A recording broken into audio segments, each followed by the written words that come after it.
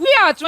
আরে বাইরে বাচ্চারা কি সুন্দর কাপড় দিয়ে ঘর তৈরি করেছে, আর তার মধ্যে প্রদীপ জ্বালিয়ে ঘর আলোকিত করেছে। কি আলো কোথাও কোনো অন্ধকার নেই গো, আর তুমি ঘরে শুয়ে আছো। কি বলে কি বলে কি বলে? আরে বলছি বাইরে এসে দেখে যাও না, ছোটরা কি সুন্দর আলোর ঘর তৈরি করেছে, কাপড় দিয়ে ঘর বানিয়ে তার মধ্যে প্রদীপ জ্বালিয়ে এই চার কোণা একেবারে আলো করে রেখেছে। এসে দেখে যাও একবার। চার কোণা একেবারে আলো করে রেখেছে কাপড়ের ঘরে প্রদীপ জ্বালিয়ে। সত্যি তার আছে নাকি?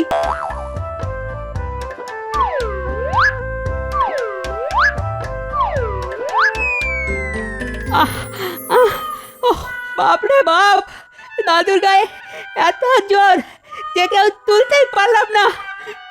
আগেই বলেছি না তুলতে পারবি না, কিন্তু আমি যে উঠতে পারছি না, কিছু একটা ব্যবস্থা কর না। আমি জানতাম কিছু একটা বাঁধ হবে। ওই পই পই পই করে বলেছিলাম ঠিকঠাক করে চলাফেরা করতে, তো শুনলো আমার কথা। এখন কোমর ভেঙে পড়ে থাকো। আচ্ছা পুঁটি তুই বল, আমি কি কিছু করেছি? মা কালীর একটা গান বানাচ্ছিলাম, উঠতে পারবো না সেটা কি আগে জানতাম বল? ওই দেখো দেখো, কালী কীর্তন নাকি গাইছিল। ওই হেড়ে গলায় গান মায়ের সহ্য হবে কেন? এবার আমি কি করি? এই কোমর ভাঙা লোকটাকে নিয়ে আমি যাই কোথায়? ও মা গো মা, এই বোকা শোকা লোকটাকে আবার দাঁড় করিয়ে দাও মা, আমি মানত করছি, এবার তোমায় পুজো দেব মা। মাগো হে মা কালী, আমি তো আমার জন্য কিছু চাইনি মা, এই লোকটা মানুষ খুব একটা খারাপ নয়, এর কোমরটা ঠিক করে দাও মা। মাগো মাগো তুমি শুনলে তো, আমার গলায় গান শুনেই যদি তোমার রাগ হয়ে যায়, তবে একটাই মানত করতে পারি মা, আর গান গাইবো না। কি এই যে আমি উঠতে পারছি, বলতে আমার হাতটা ধর তো। এই যে দাদু, এই তোমার হাত ধরলাম, এবার ওঠো। দেখলি, যেই মা মুখ তুলে চেয়েছে অমনি মুখে বাক্যি শুরু হয়ে গেছে। যাব উঠলাম আমি, আর তার জন্য মানত করলে তুমি কালী পুজো করবে? আরে কালী পুজোর ঝক্কি ঝামেলা কত তা জানো? যতই ঝক্কি থাকুক, একবার যখন মানত করেছি তখন পুজো আমি করবই। তা দেখি তুমি কি করে আটকাও। এই রে, তোর আবার কোমরে ব্যথা শুরু হলো। বাপরে বাপ, পুজো হবে না মানে নিশ্চয়ই হবে, 1000 বার হবে, কিন্তু এত খরচ কোথা থেকে জোগাড় হবে আমি তো ভেবেই পাচ্ছি না। মায়ের পুজোর খরচ মা নিজেই জোটাবেন, দেখে নিও।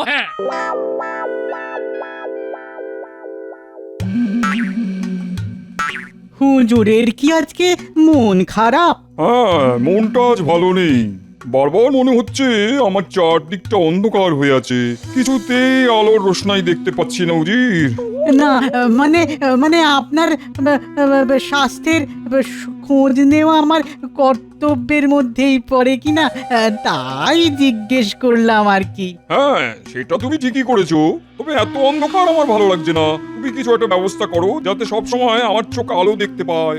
হুজুর, আপনার সাম্রাজ্য এত বিস্তৃত যে তার সব জায়গায় আলো পৌঁছে দেওয়া এই মুহূর্তে কিছুতেই সম্ভব নয়। তুমি যেভাবেই হোক আমার চারিদিকে আলোর ব্যবস্থা করো। হুজুর হুজুর, শুনেছি কৃষ্ণনগরের রাজা কৃষ্ণচন্দ্রের এক সভাসদ আছে, তার নাম গোপাল, তার নাকি খুব বুদ্ধি। দেখুন ওর বুদ্ধিতে ও কিছু করতে পারে কিনা। এই কথাটা মন্দ বলনি তুমি। সামনেই তো কালী পুজো, মানে আলোর উৎসব। রাজা কৃষ্ণচন্দ্রের রাজ্যে নিশ্চয়ই বড় করে কালী পুজো হবে। সে সময় আমি কৃষ্ণনগরে যাব, তখন আমার চারিদিকে এত আলোর ব্যবস্থা করতে হবে যেন চারিদিকে কোনো অন্ধকার না থাকে। জি হুজুর, তাই হবে। তবে এমনি এমনি এই কথা বললে মহারাজ তা নাও বুঝতে পারে, তাই আমার মনে হয় ওদের সবাইকে এখানে ডাকা যেতে পারে। কিন্তু একটা কোনো অজুহাত তো দেখাতে হবে, কি বলে ডাকা যায় ওদের? আপনি পত্রে বলবেন যে সেই দূরের দেশ থেকে আম এসেছে, সেই আম আপনি মহারাজ সহ সবাইকে খাওয়াতে চান, এই অজুহাতে ওদের ডেকে আনা যেতে পারে। হ্যাঁ, কিন্তু এখন আম পাবো কোথা থেকে? হুজুর এই ব্যাপারটা আমার ওপর ছেড়ে দিয়ে দেখুন না আমি কি করে আম জোগাড় করি। ঠিক আছে, তোমার ওপর আমার আস্থা আছে, যা করা তা তাড়াতাড়ি করো। মহারাজ, নবাব আপনাকে একটা চিঠি পাঠিয়েছেন, মানে আমাদের সকলকে তিনি ওখানে উপস্থিত থাকার আমন্ত্রণ জানিয়েছেন। আহ, কি আবার হলো? এখন সামনে কালী পুজো, কত কাজ বাকি, সেগুলো ছেড়ে নবাবের দরবারে যেতে হবে। আহ, কি আশ্চর্য আবদার! তা নিমন্ত্রণের কারণটা কি জানিয়েছেন তিনি? হ্যাঁ মহারাজ, কারণটা খুবই মামুলি। নবাব আমাদের আম খাওয়াবেন, কোন এক সুদূর স্থান থেকে তিনি আম আনিয়েছেন। এই অসময়ে আম? মহারাজ, আমার কেন জানি সন্দেহ হচ্ছে। সন্দেহ করাই তোমার কাজ। নবাব নিজে আম আনিয়ে আমাদের তা খাওয়াবেন বলে ঠিক করেছেন, আর এই ব্যাপারকে তুমি সন্দেহের চোখে দেখছো? হ্যাঁ, এই ব্যাপারটাতে সন্দেহের কোনো কারণ নেই গোপাল। নবাব যখন ডেকে পাঠিয়েছেন তখন তো আমাদের যেতেই হবে। না মানে আমার মন তো বড়ই কুটিল, এই খারাপ কথাটাই আগে মনে আসে, তাই এত কথা বলে ফেললাম। নাও নাও নাও, তাহলে যাবার প্রস্তুতি নিয়ে নাও।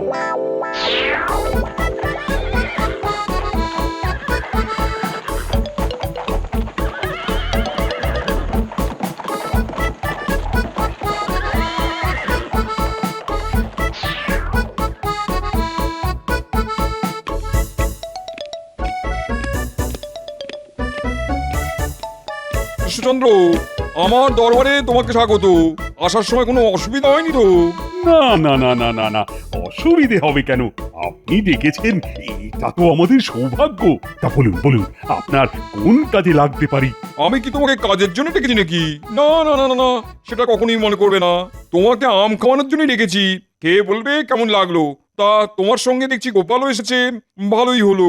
খাওয়া দাওয়ার পর না হয় বিস্তৃত কথা হবে। সেটাই ভালো, আপনার জোগাড় করা আম খেয়ে তারপর কথাবার্তা হোক। উজির, ওদের খাওয়া দাওয়ার ব্যবস্থা করে ফেলো।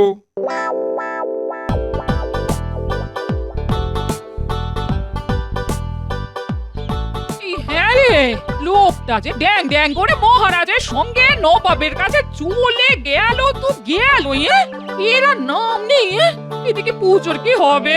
তুমি এত চিন্তা করছো কেন? মহারাজের সঙ্গেই তো আছে দাদু। নোলা দেখ তোদের দাদু কোথায় গেছে? হ্যাঁ, নবাবের দরবারে। কেন গেছে? আম খেতে। এই সময় আম কোত্থেকে পাবে জানি না বাবা। তোরা কাজকর্ম যা আছে তা সেরে পুজোর কাজে আমাকে সাহায্য করিস। হ্যাঁ, আমি একা হাতে কতটুকু করতে পারবো জানি না বাবা। হ্যাঁ, চিন্তা করো না তো, আমরা তো আছি নাকি? কৃষ্ণচন্দ্র খাওয়া পছন্দ হয়েছে? আমার সেরা বাবুর্চিকে দিয়ে তোমাদের রান্না করানো হয়েছে। আহ, তা খাওয়ার স্বাদ যেমন জিভে লেগে রয়েছে, আপনার বাবুর্চির কোনো তুলনাই নেই। আমাদের খাওয়া দাওয়া একটু বেশিই হয়ে গেছে। আসলে এত ভালো স্বাদ যে বেশি না খেয়ে উপায় নেই। কি গোপাল, খাওয়ার ব্যাপারে তোমার বেশ নাম ডাক আছে শুনেছি, কিন্তু আজ তেমন করে খেতে তো দেখলাম না। আগে নবাব যা খাওয়ার তাই তো খেয়েছি, এখন অপেক্ষা করছি কখন আম আসবে। আসবে আসবে, ঠিক সময় আসবে। আমাদের ফল খেতে হয় সব শেষে, তাই না উজির? হ্যাঁ হুজুর, হ্যাঁ, শেষ পাতে ফল খাওয়াই আমাদের রীতি। একটু অপেক্ষা করুন, হ্যাঁ একটু একটু, আপনাদের প্রিয় ফল এক্ষুনি এসে যাবে।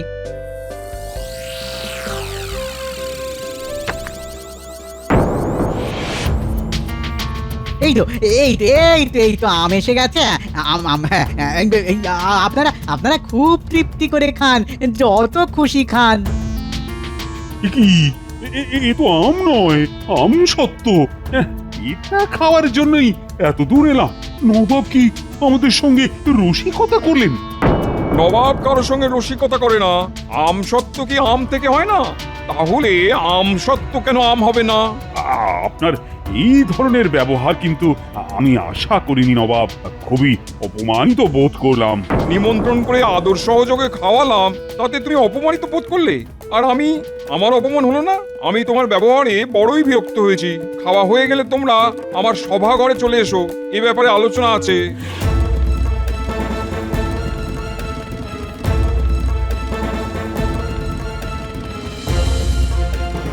আমি তখনই বলেছিলাম নিশ্চয়ই নবাবের কোনো মতলব আছে।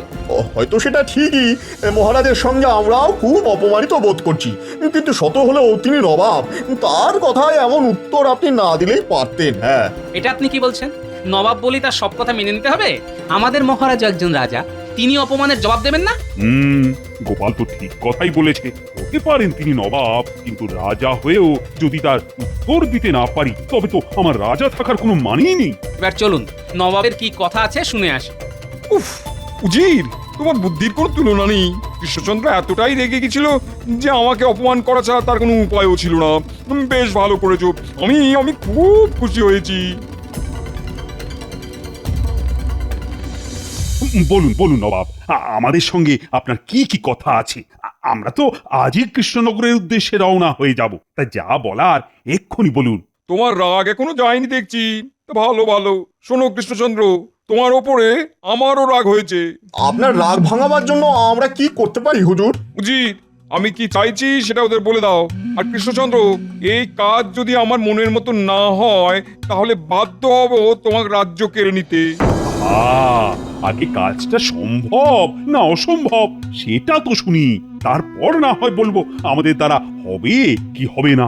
নবাব কখনো কারোর মুখে না শুনতে অভ্যস্ত নন, তাই হয় কাজ হাসিল, নয় রাজ্য নবাবের দখলে চলে যাবে। বুঝেছেন মহারাজ? আসলে আমার চারিদিকে আমি আলো দেখতে চাই, যাতে চার কোণেতেই আলো থাকে। সামনে আলোর উৎসব, আমি সেদিন কৃষ্ণনগরে যাব। আমি দেখতে চাই সেদিন যেন চারিপাশ আলোয় আলোয় ভরে থাকে, চারিদিকের কোনো কোণায় যেন এতটুকু অন্ধকার না থাকে। আমার কথা কি আমি বোঝাতে পেরেছি? গোপাল, এটা কি সম্ভব? কাজটা কঠিন কিন্তু অসম্ভব নয়, এটুকু আমি বলতে পারি। আর তুমি যখন বলেছো তখন আমার কোনো চিন্তাই নেই। নবাব, আমাদের এই কাজ করতে কোনো অসুবিধে হবে না। আপনি কালী পুজোর রাতে কৃষ্ণনগরে আসুন, আপনার চারিদিক গোপাল একেবারে আলোয় ভরিয়ে দেবে। ইহুদি, গোপাল যা বলছে তাও পারবে বলে মনে হচ্ছে। আমার মনে হয় পারবে না। এটা শুধু কঠিন কাজ নয়, এটা অসম্ভব, অসম্ভব। বলছে যখন তখন একটা সুযোগ দেওয়াই যেতে পারে। আচ্ছা কৃষ্ণচন্দ্র, তাহলে দেখা হবে কালী পুজোর রাতে কৃষ্ণনগরে, ঠিক আছে?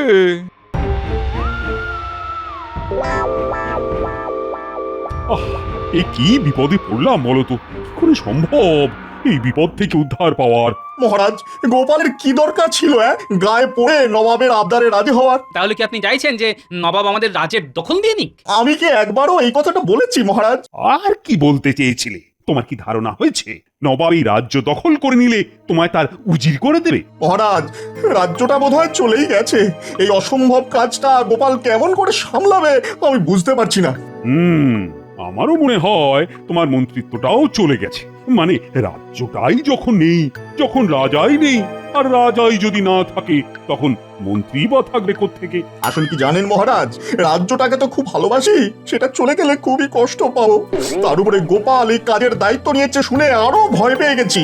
আমি হলে রাজ্যের সর্বত্র আলো জ্বালিয়ে দিতাম, কিন্তু গোপালের হালচাল দেখে মনে হচ্ছে এই ব্যাপারে ওর কোনো হেলদোলি নেই, যেন রাজ্যটা চলে গেলে ও খুব নিশ্চিন্ত হয়।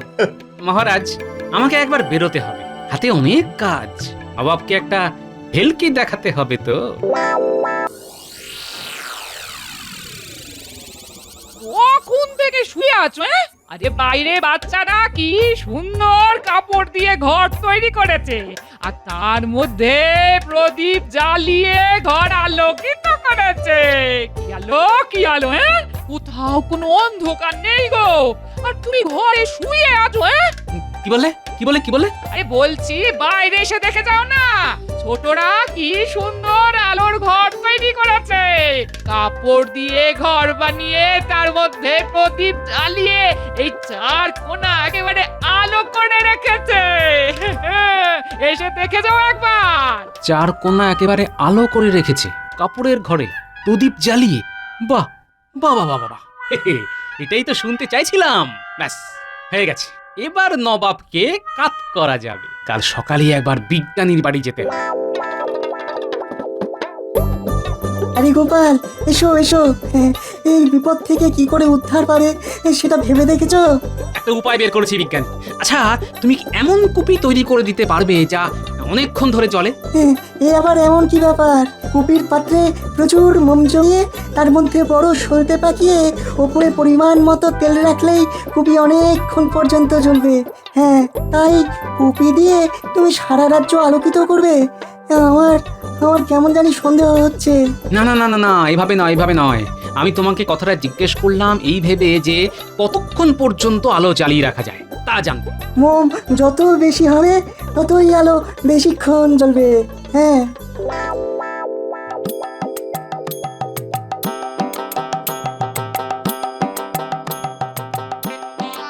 শোন, তোরা যেভাবে প্রদীপ বানিয়েছিলি সেভাবেই বেশি মোম দিয়ে কুপি বানা। ভিতরে ঠেসে মোম দিবি আর তার ভিতরে বড় করে সলতে পাকিয়ে রাখ। কুপির ওপরে তেল রাখবি। তারপর একটা মোটা কাপড়ের ঘর বানিয়ে তার প্রতিটি কোণায় সেই কুপি রাখবি। দেখবি 4 কোণার প্রতিটি কোণায় যেন আলো সমানভাবে যায়। বুঝলি? আমি চট করে রাজবাড়ি থেকে আসছি, সন্ধ্যায় কিন্তু নবাব আসতে পারে।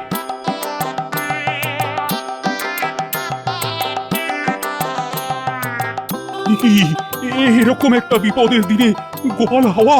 আমি তো মহারাজ আগেই বলেছিলাম গোপালের উপরে এতটা ভরসা রাখবেন না। ও আপনার কাছ থেকে বাহবা নিতে গিয়ে এত বড় একটা মিথ্যে কথা বলে গেল যে নবাবকে নাকি রাজ্যের 4 কোণা অব্দি আলো দেখিয়ে দেবে। এখন কি করি বলো তো মন্ত্রী?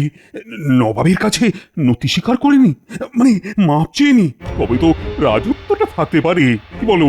আমার মনে হয় এখন রাজত্ব দিয়ে দিন, তারপর নবাবের রাগ কমে গেলে আবার চেয়ে নেওয়া যাবে। কি বলেন? খারাপ বুদ্ধি দিলাম? হ্যাঁ, না, তা দাওনি ঠিকই, কিন্তু এতদিনে রাজত্ব ছেড়ে কোথায় যাই? আমার কথাই হচ্ছিল বুঝি। হবে না? নবাব আসার সময় হয়ে গেল কিন্তু তোমার কোনো পাত্তাই নেই। বলি ভেবেছোটা কি তুমি? ভেবেছোটা কি মহারাজের রাজত্ব এখন চলে যাওয়ার মুখে, আর তুমি এসেছো মস্করা করতে? ছি ছি ছি গোপাল, তোমার কাছ থেকে এরকম ব্যবহার পাবো তা কিন্তু আমি স্বপ্নেও ভাবিনি। মহারাজ, আমি কি করলাম তাই তো বুঝতে পারছি না। কি করলাম মানে? আরে নবাব এসে পড়লো বলে তুমি তো তাকে বলেছিলে 4 কোণে নাকি আলো দেখাবে, তো তার কি ব্যবস্থা হলো? ব্যবস্থা করেই তো আসলাম মহারাজ। নবাবকে শুধু আমার বাড়ির সামনে যেতে হবে। নবাব যত আলো দেখতে চান তার থেকেও বেশি আলো দেখিয়ে দেব।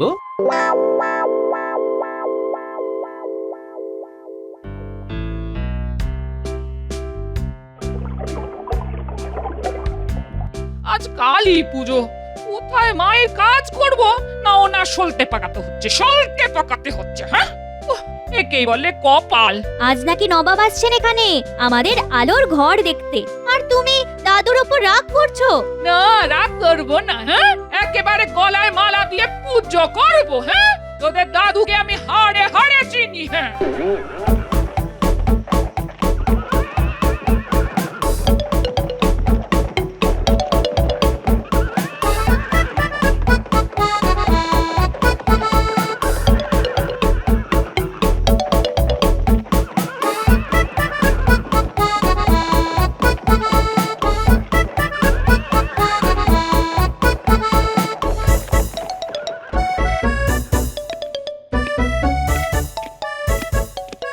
আসুন আসুন নবাব, আজ আমার কি সৌভাগ্য, আপনি আমার রাজ্যে পা রাখলেন। আমি তো পা রাখতে আসিনি। গোপাল যদি তার প্রতিশ্রুতি না রাখতে পারে তবে কি হবে তুমি নিশ্চয়ই জানো কৃষ্ণচন্দ্র। উজির, তুমি কৃষ্ণচন্দ্রের কাছ থেকে রাজ্যের সবকিছু বুঝে নাও, আমার কিন্তু একদম সময় নেই।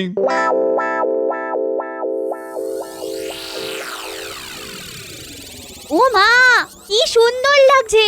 দাদু এক্ষুনি হয়তো চলে আসবে, নবাবকেও সঙ্গে নিয়ে আসবে। নবাব খুব মজা পাবে এত আলো দেখে। নবাব আসবে না চাই, ও তোর দাদুর কাজ না করার ছুতো। হ্যাঁ, আমি লোকটাকে চিনি না, ফাঁকিবাজে চূড়ান্ত। তাহলে কৃষ্ণচন্দ্র, তোমার রাজ্য যে আমি নিয়ে নিলাম?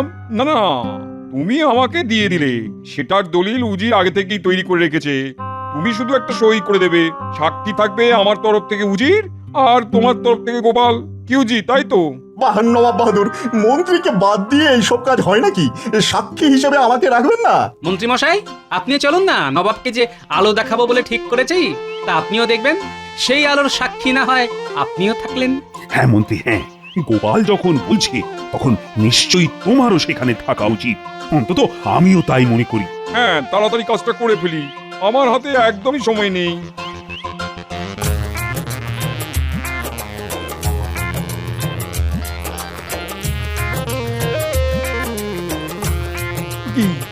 সব যে অন্ধকার। গোপাল, তুমি যে বলেছিলে আমায় আলো দেখাবে, তার কি হলো? হবে হবে হুজুর। আসুন নবাব বাহাদুর। মহারাজ, আপনিও আসুন। চারিদিকে কিভাবে আলো করতে হয় সেটা নিজের চোখে দেখে যান। এই ঘরে প্রবেশ না করলে আপনি তো বুঝতে পারবেন না নবাব বাহাদুর। ঠিক আছে, আমি ঘরে ঢুকছি।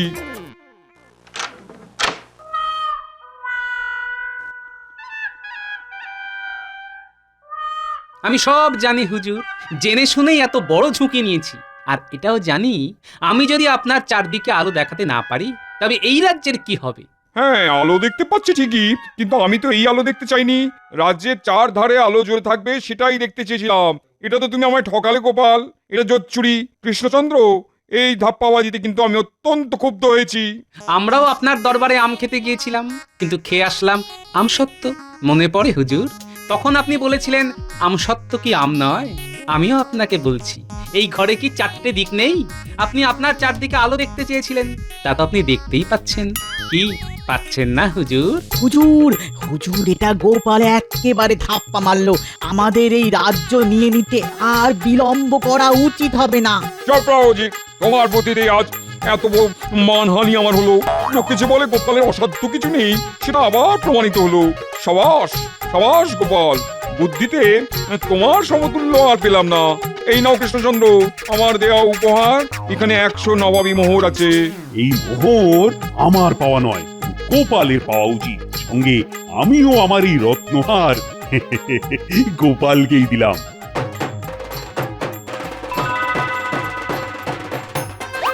আর এই যে আমার মন্ত্রী, ওকে যদি আপনাকে দান করি, আপনি কি তাকে গ্রহণ করবেন? পরিবর্তে যদি গোপালকে চাই, নিশ্চয়ই তাতে তুমি রাজি হবে না।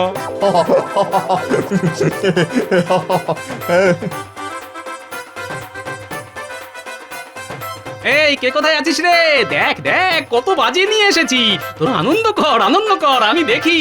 চল চল, এবার বড় মায়ের পুজোটা সেরে আসি। হ্যাঁ, জয় মা, জয় মা, জয় মা।